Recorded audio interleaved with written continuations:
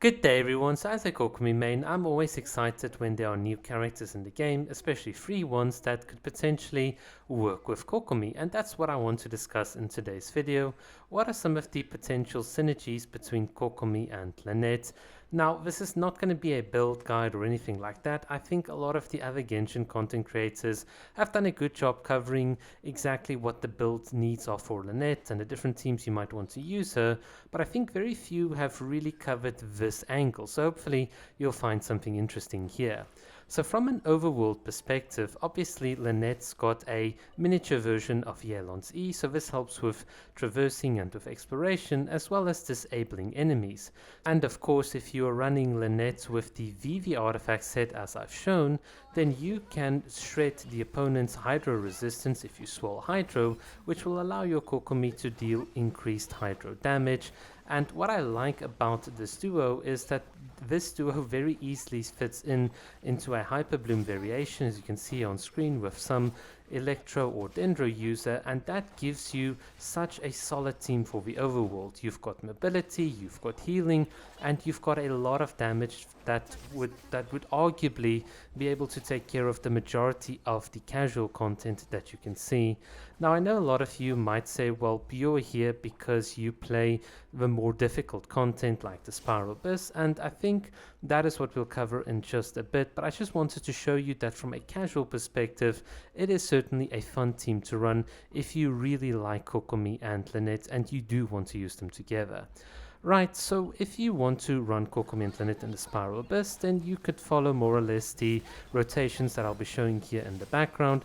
It is certainly one fun team to run, mostly because Lynette's got the little hat or little cat hat there that provides you with a mechanism to do off-field swirling, and this of course just means that we can trigger lots and lots of reactions. Since I'm playing Lynette with her C1 constellation, I have a bit of a slight advantage whereby when I hit the enemies with her E, she creates a small vortex that actually pulls them into place. So this is like a very miniature version of Sucrose or some of the other anime units' abilities to suck in enemies, but in any case that is how I would play it. So this first floor is not really that difficult, so as you can see it's all just about rotating through the team, and I think this is what makes this team so much fun.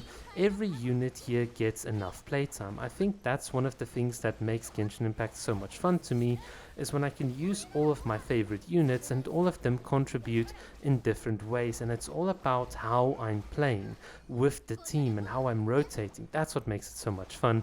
So as you can see here, from a very nonchalant, very casual little playstyle, you can get more than enough time on the first half before you then go and then beat up the second half with your other teams. And of course, me being me, we're going to end the first floor obviously in a better style. Now for the second floor, you'll notice that I'm going to be doing a bit of enemy AI manipulation.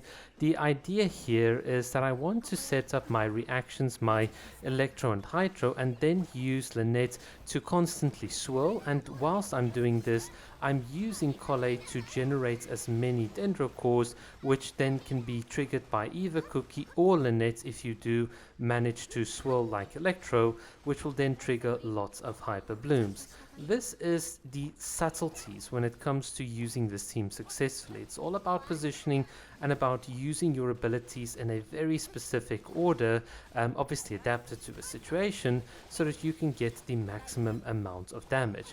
This is what I love about these variations here. You can see all of the aggravate damage that's being swirled as well by Lynette's little hats and so on. All of these small little pieces of damage, whilst it might not look like a lot, actually adds up, and it gives this team a very fun high skill floor. And that is what I love about Genshin Impact, when you can have teams like this and you can get some really cool results. And let's be honest, Collei's Dendro application is not as bad as people think. I think if you understand how to use Collei and get the most out of her ability to generate Dendro cores, then you'll be quite surprised how much you can actually get out of the character. This is why she's so good in Neela Bloom teams, but that's just an aside. So yeah, look here, you can see here we're obviously having Kokomi and Lynette as dual drivers here for just a short moment in the Electro Charge, and obviously combining that with the blooms that Collei can generate, that's just That's just what gives this team so much damage. In any case, so from a more serious perspective, yes, you can use these characters together, although I would advise trying to use Lynette more if you have it from a C6 side, because doing what I'm doing here does require a bit more knowledge, but if you're up for the challenge, certainly do go for it.